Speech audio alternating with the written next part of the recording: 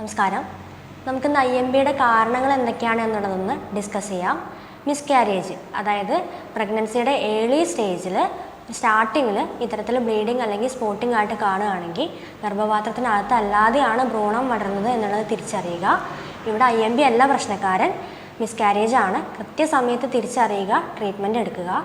Mid cycle bleeding, അതായത് നിങ്ങളുടെ egg release ചെയ്യുന്ന സമയത്ത് ഓവുലേഷൻ്റെ സമയത്ത് ഇത്തരത്തിൽ ബ്ലീഡിങ് അല്ലെങ്കിൽ സ്പോട്ടിംഗ് ആയിട്ട് വരാം. അത് വളരെ നോർമൽ ആയിട്ടുള്ളൊരു കാര്യമാണ്. അതുപോലെ ആർത്തവ വിരാമത്തിനടുത്ത്, മെനോപോസിനടുത്ത് സ്ത്രീകളിൽ ഹോർമോൺ വേരിയേഷൻ കൂടുതലായിരിക്കും. ആ ഒരു സമയത്തും ഇത്തരത്തിൽ IMB കാണാറുണ്ട്. ഹോർമോൺ ട്രീറ്റ്മെൻറ്റ് മെനോപോസിന് ശേഷം എടുക്കുന്ന സ്ത്രീകളിലും ഒരു 3-4 മന്ത്സ് ഇത്തരത്തിൽ ബ്ലീഡിങ് അല്ലെങ്കിൽ സ്പോട്ടിംഗ് ആയിട്ട് വരാറുണ്ട്. ഇതും വളരെ നോർമൽ ആയിട്ടുള്ള കാര്യമാണ്.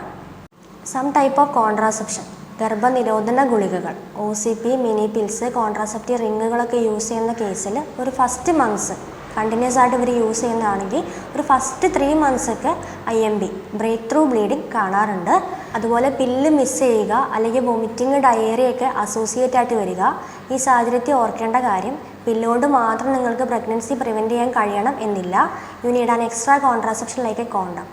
ബാക്കി IMBയുടെ കോസസ് എന്തൊക്കെയാണ്, ഏതൊക്കെയാണ് ട്രീറ്റ്മെൻറ്റ് എടുക്കേണ്ടത് എന്നുള്ളതൊക്കെ നമുക്ക് അടുത്ത വീഡിയോയിൽ ഡിസ്കസ് ചെയ്യാം.